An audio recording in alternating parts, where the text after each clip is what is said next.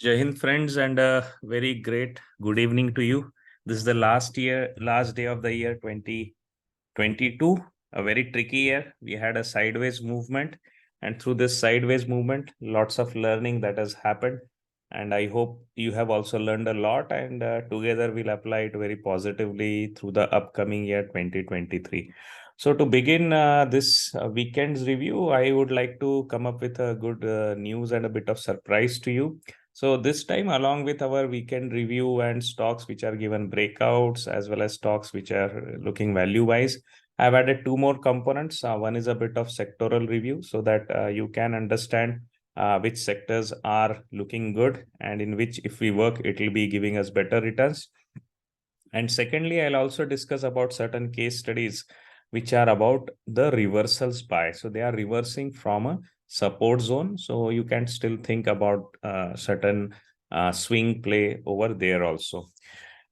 As always, going ahead, first thing first, let me share with you that I'm not a Sebi registered advisor. Whatever I'm sharing over here is based on the overall knowledge that I've gained with my 20 years experience in the market.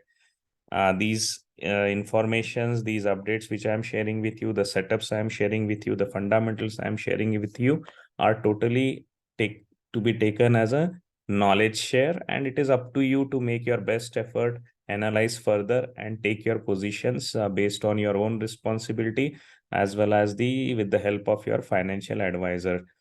My clear inputs to you is that I have made my best efforts here. Whatever I have done, the analysis has been conducted in a very responsible manner. And before you take any position, always put a stop loss over here because market is full of uncertainties. About 1,000+ reasons are there for market or the stock price to swing in any direction. We really don't know what is going to happen the next step. We just try to figure out what is the high probability success case studies. That is what I'm sharing here. But in any case, if you have any questions, feel free to drop me a note over here in the comment section. You can also talk with me on my Learn to Invest app as well as on the Twitter. So let's proceed with the overview around the indices. So if you look at the indices, it was I would say, a nice recovery through the week. It did touch our momentum level of 18,200 on Thursday, but the close was not that great, and we have just closed below this momentum zone on the charts. So Nifty for me still at this point, though made a good attempt at 18,200, now has landed in a sideways zone. So we are running into a sideways zone where we can see that there might be uh, a bit higher rate of failure in the breakout. So you will have breakouts, but they can retrace back into the breakout zones.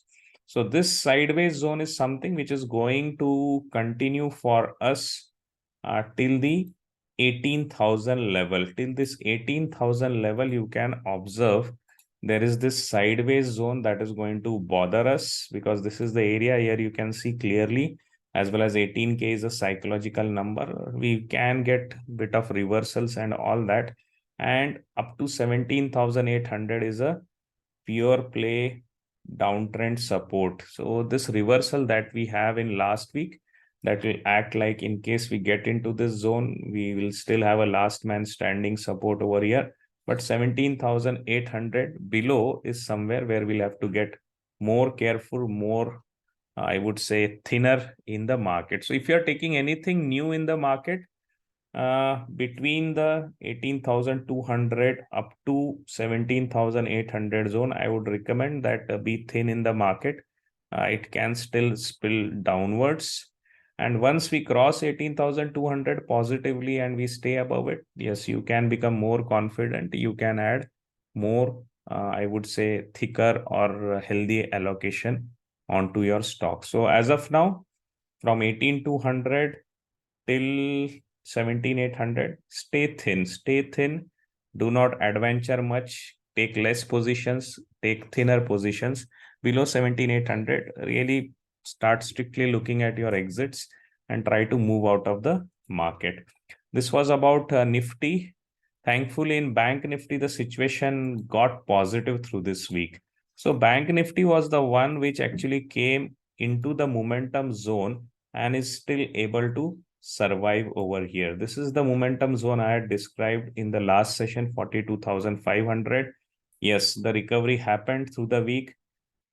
Big candle on the first day, second, third, fourth days, it stayed above the momentum zone, and also the reversal that happened on Friday could not push it below the momentum zone. So we are in a momentum zone in Bank Nifty. You can take positions in the breakouts. You can take thicker positions because it is here that I am still expecting further moves will happen.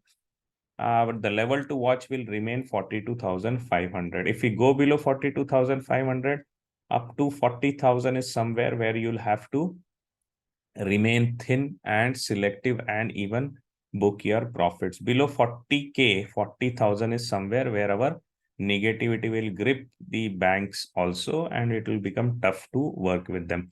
Chances are very less that we would break this zone. I actually expect that expectation is a wrong word. I feel, or rather, the probability tells me that we will be moving ahead further through this week in the Bank Nifty.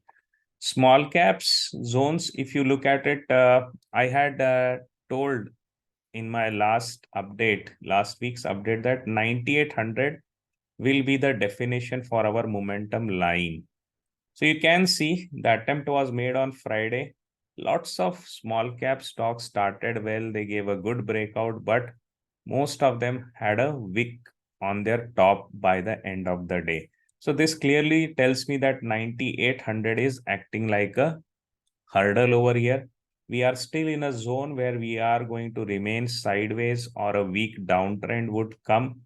The weak downtrend will typically come around 9,200 is the thing. Up to this place, we are still going to remain sideways. And from 8,800 is something where our downtrend will become very, very strong. So we are in a zone, still to remain cautious, still to remain thin, try to work on breakout reversals rather than the breakouts, because breakouts are going to fail. If they reverse from their earlier breakout level, then we still expect that they have a higher probability to run up. So play that strategy, play the breakout reversals rather than the breakout in the small cap.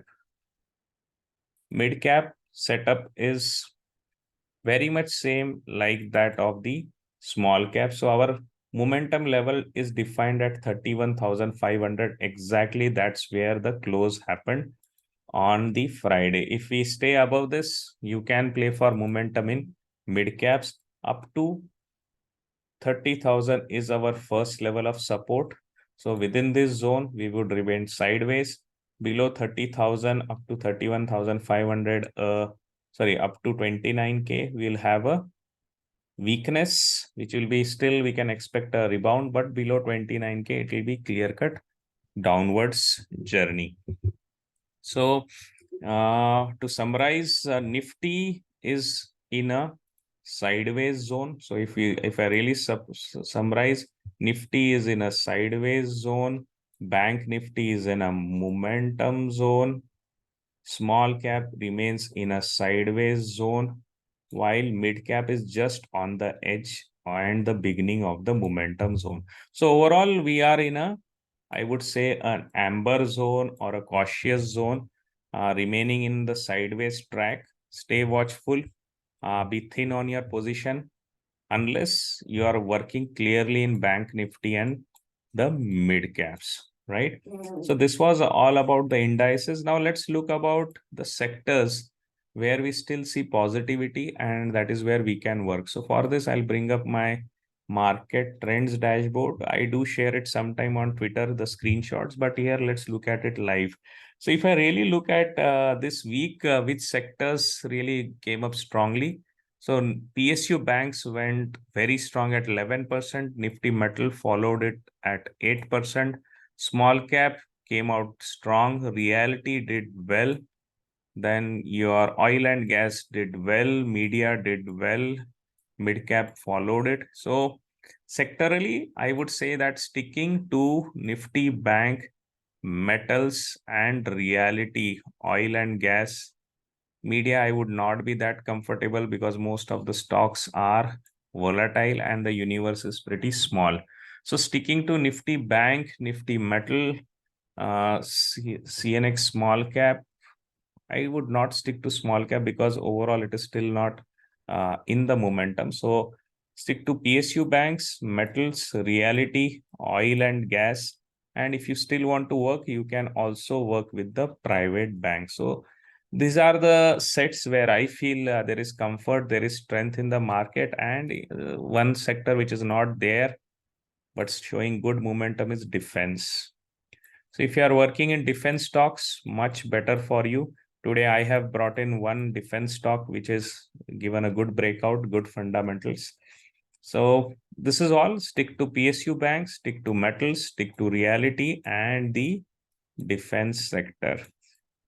Seasonality wise, if you see market cycles wise, if you see the commodity of sugar is also doing well because in sugar, you are also getting the ethanol story now heating up. Okay. So these are the 5 sectors I can say: metal, PSU banks, reality, defense, and sugar with the ethanol flavor is something that you can look at it.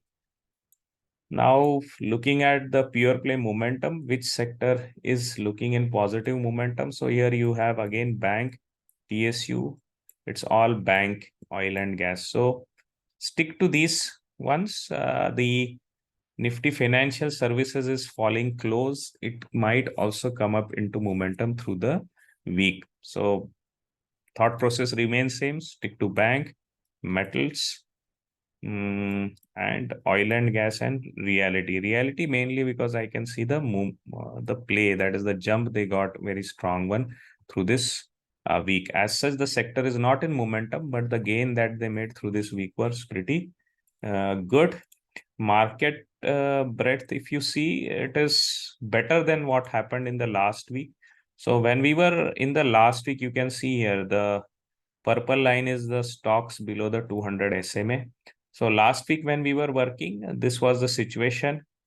The stocks which were below 200 SMA were more than the stocks which are above 200 SMA. Now what has happened? The stocks which are above 200 SMA, they are looking bit higher than the ones which are below. So overall market breadth has improved through this week. The number of stocks are running above 200 SMA are now better or higher than the stocks which are below 200 SMA. So market breadth is improving. Sector wise, stick to banks, stick to reality, stick to defense, sugar, and that is what, and oil and gas, that is what it looks like. So this was all about the sectoral placements, how the sectoral placements look, and we already looked at the indices. From here onwards, let's start looking at the individual case studies with the stocks. So starting on to the individual case studies, first let's look at the value entry case studies. So this time I'm bringing up 2 set of stocks belonging to the same sector. Uh, I have already taken entries in this and I had updated in my daily position log.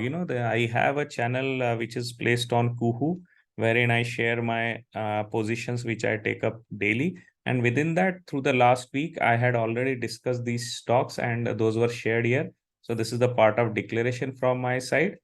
Though they have got 10-12% ahead of where I have entered, still I find they are good for other people to look at. So first one is GIC Housing. So GIC Housing, if you really look at the 5 years weekly charts, it's coming out of a very good base. Okay. So typically you can see over here in the month of last July, actually these small housing companies, they gave a good spike, which actually fizzled out. And this happened mainly because of a attempt by PNB to take share with Carlyle Group. So they had attempted to uh, share their stakes with Carlyle Group, get them onto the board, but the move actually failed due to the compliance requirements and due to the low valuations at which the deal was happening. And finally, what had happened? This spike fizzled out. So you can see the same spike happening in PNB Housing Finance also, because they are the ones who went through this pain. So this being a bit of aberration, I would call it, or an exception breakout which failed. Now what has happened throughout the year, the stock has again consolidated. This consolidation zone you can see over here, and it is coming out over here currently at 212, really far off from its top. So if you want to look at its peak, if you go to the all-time data, the peak was at around 650. It is currently at 212. So one third of its peak price that it used to command. So for 3 years, the weekly setup you can see typically looks like a cup and handle. On the 3 years weekly chart, you have a cup. This was a failed attempt due to the case that I told you of the attempt by PNB Housing to go with Carlyle Group, which failed. But if you take it as an aberration, again another wave that happened over here, and finally the investors were able to push it above the 212 mark. So this is where the volume also gathered. Last week we saw that big pushback the small caps and mid caps had. That is what caused the fall, but it retested the breakout and jumped up. Good part is it has already retested the breakout at 170. So keeping 170 as your SL, around 15 to 18% away from the current price, I think this is a very good case study to pursue. Similarly, if you look at the PNB Housing, we'll come to the fundamentals a bit later. So here also, same thinking about the last June-July scenario, the failed attempt to partner with Carlyle. You can see the PNB corrected, went into its earlier consolidation zone, went through the up move, a kind of a rounding bottom pattern, and finally now coming up again over here. So in this stock also, we have already taken an entry. I have already taken it an entry, and I had shared it with my uh, team members who are into the studies channel. So here you can see this rounding bottom completion, great volumes, and that is where it is now looking strong. So this was on technical side, long-term charts coming out of the bottom. Now let's look at the fundamentals. So fundamentally, what I see mainly is that these stocks are highly undervalued. And another great part is they are having growth. So how do we see the undervaluation? P by E is 5.18. Forward P by is 5. So well below 10, which looks like a good value buy setup. ROE, which is to be looked for these NBFCs, is 12, which is quite healthy. Earnings growth quarter to quarter, earnings grow quarterly, year on year looks pretty healthy. Profit growth on rolling 12 months basis is also quite healthy.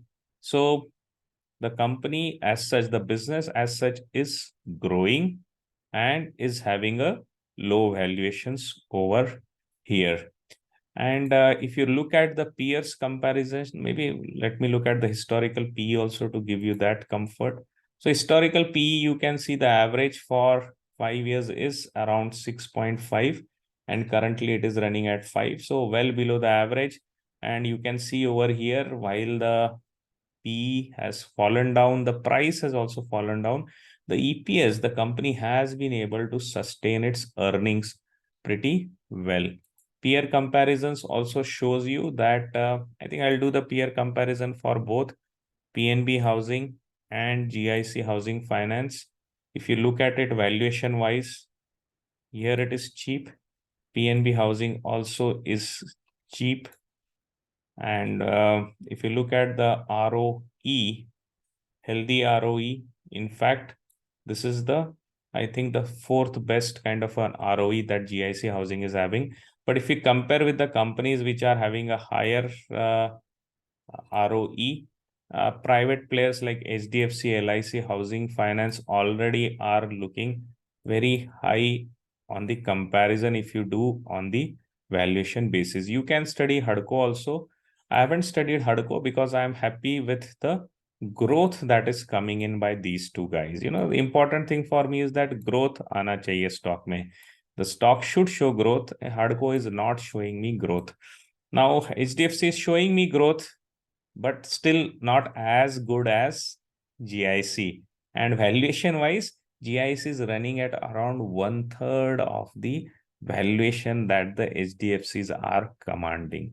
So for me, what I see is that these two setups, GIC Housing Finance, PNB Housing Finance, both are cheaper. Both are showing positive growth. In fact, GIC Housing growth is more aggressive than the PNB Housing. So this combination of I am getting growth and I am getting it at a cheaper valuation is something which is looking good to me on fundamentals, as well as another good part is that on the chart also they are coming out of a base.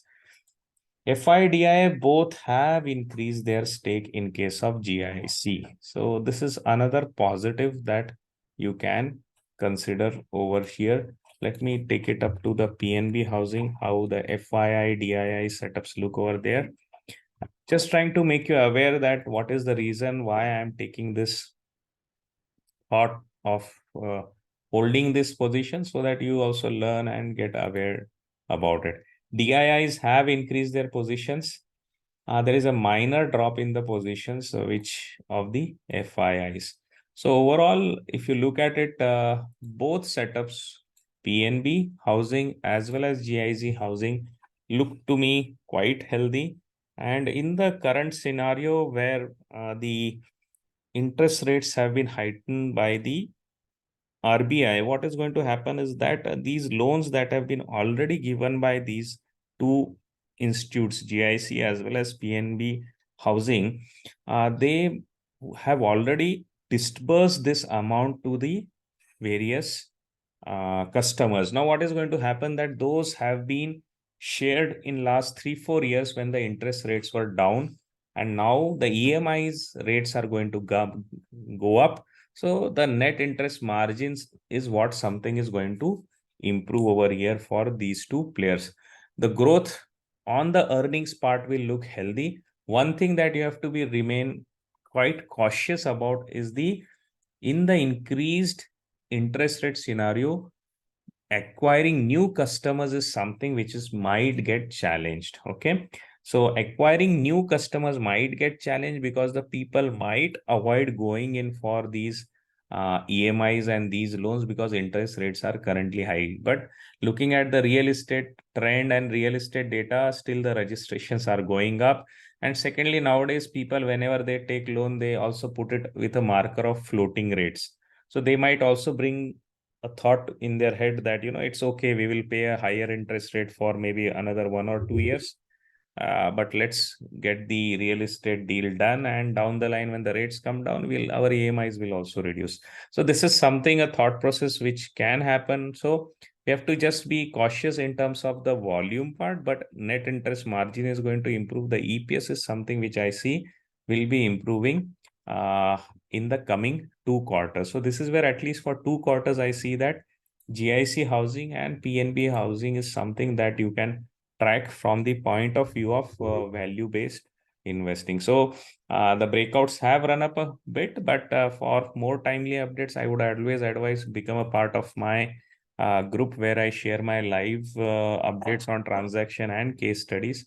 So that is where you can still be quite sooner and easier to get into these stocks much earlier than the general updates that I give over here. If you see, I have recently even announced a 20% discount on this particular channel. So if you are still active, maybe I'll extend this offer for one more day. So it is still available on the Kuhu channel at 20% discount. You can subscribe to it and become part of this initiative from my side, wherein you can run your portfolio and your studies in the live market along with me. So what I've covered so far is the value entry case studies. Now let's move on to the second set of case studies. These are breakout case studies.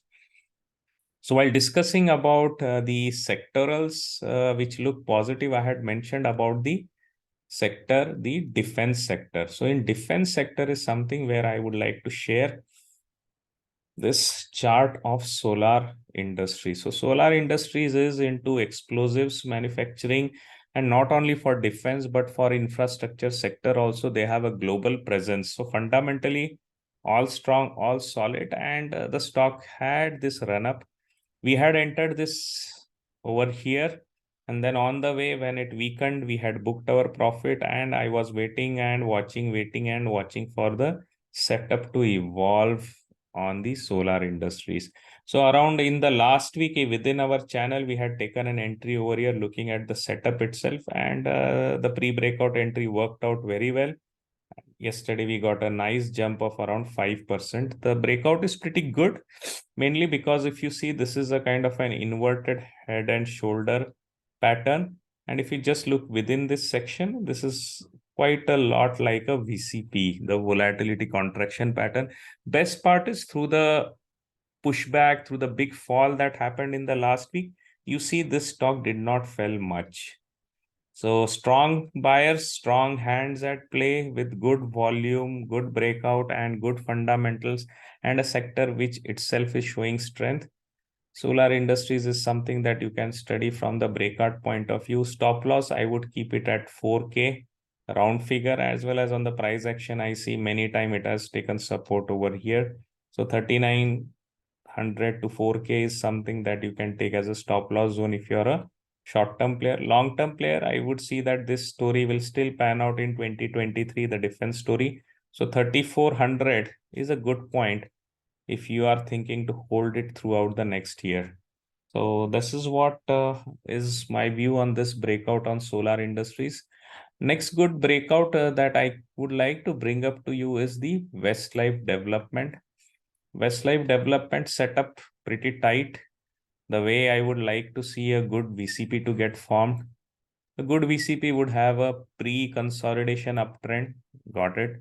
Then you would have a volatility contraction happening near the resistance. So you can see over here multiple attempts made to break the level of 790, I would say.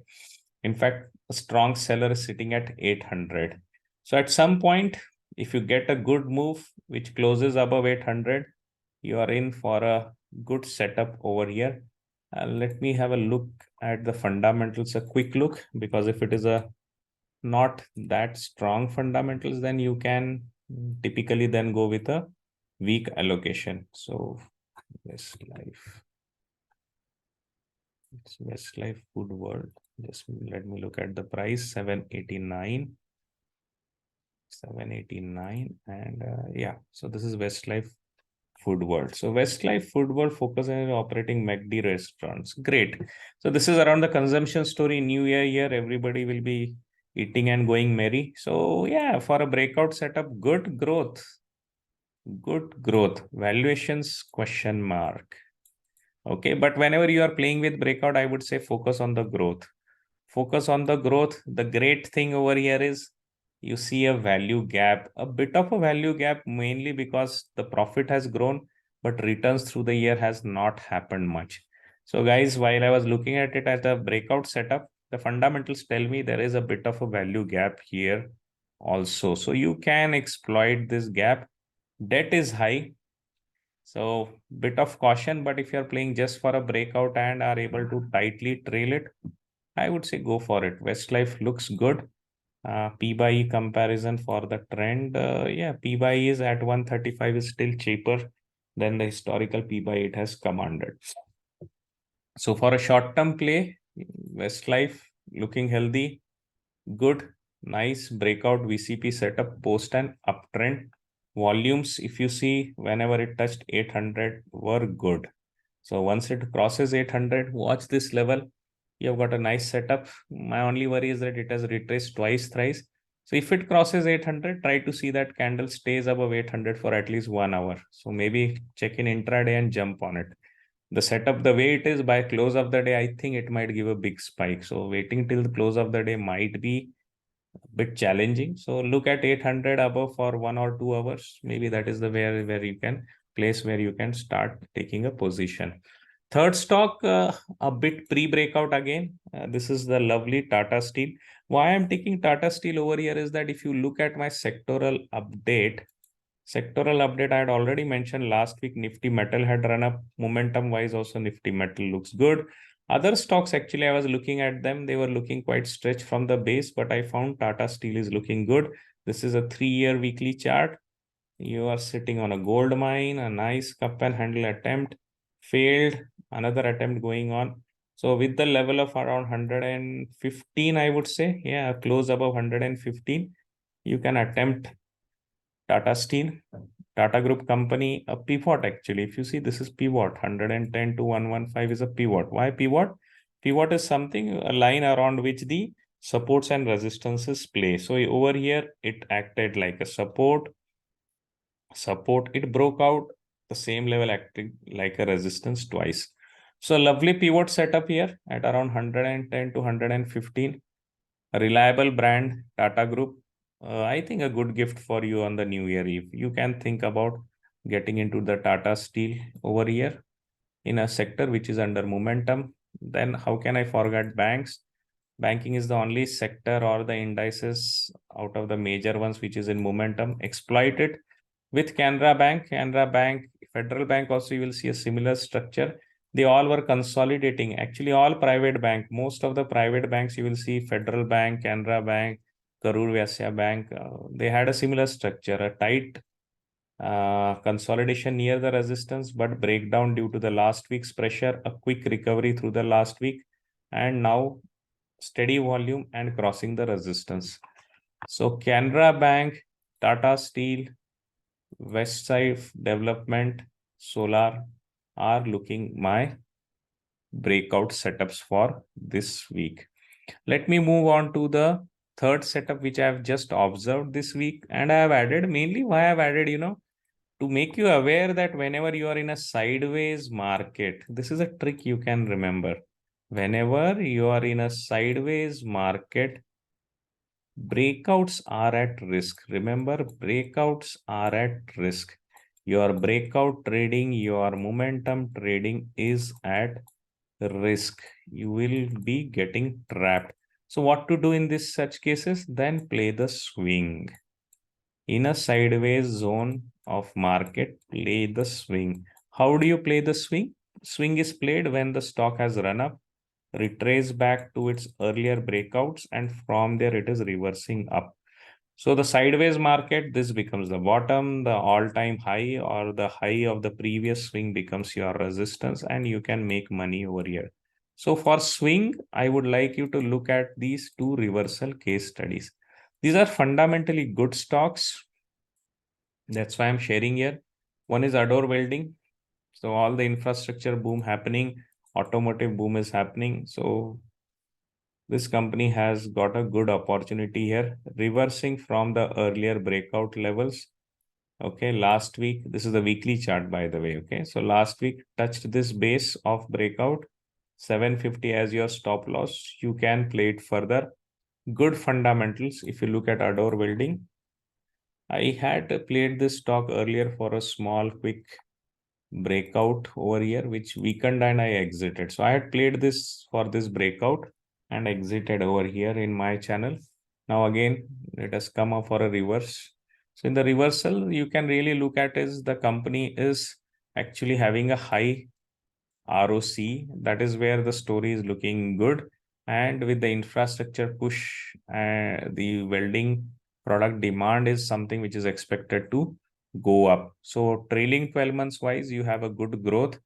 Price returns are still having showing a bit of a gap. So you can play short term over here for Adore Welding for a swing. Entry with stop loss at 750 and maybe booking out at 950 is good enough. That is what I think, or even 900 is something you can play for a very short term swing.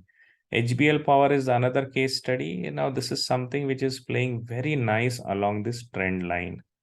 You can see beautifully it is growing along this trend line. So keeping 90 as SL, you can play from here for a very short target of around 10 to 15%. So these are the reversal case studies I had for you, Adore Welding and HBL Power. So overall, my attempt for today to share with you around the strategies that are there, where is the market, and how we can be playing in this market to stay safe. So that was the weekend review. If you have any questions, feel free to drop me a note at Milinth for Profits. And if you want to learn, let me introduce you to my learning app, Learn to Invest. So there are two video courses that are shared over here, actually three of them. So out of them, the major one I would suggest is for you to look as a overall strategy is this course, Trend Following. So in this course, what do you get is the basics of technical analysis, fundamental analysis, and the scanners. Every month I am having one live call over here to resolve your queries, so you can join here, as well as if you're building your basics in technical analysis, looking at these two courses for moving averages is also great. My upcoming program in the new year will be a triple strategy weekend investing program. So this is some exciting news that I wanted to share. So there is a upcoming program around weekend investing, triple strategies. What those three strategies will be? One will be the momentum breakout strategy, how you would really go and play with the breakouts. Then second will be the trend following turtle strategy, I call it, all at the weekly time frame. So this is your turtles, and this one momentum will be your tigers, and the value investing strategy with which I work as the third safe option.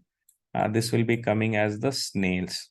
So these three strategies with scanners and all the concepts around it, right, starting from the basics of fundamental analysis to technical analysis, will be shared in this program. I'll announce it sometime in January. This will be recording plus live program.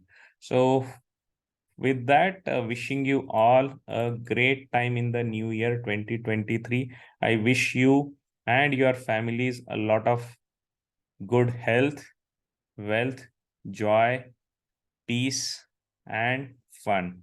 See you in the next week with the new weekend review. I hope you have liked this weekly review, and do share your feedbacks in the comment section and help me spread the message by sharing my videos, as well as encouraging others to subscribe, as well as you should also subscribe, because my whole attempt here is to get in touch with more and more people, increase their awareness about the market, and not only share stocks like a tips and all that, but the basis for it.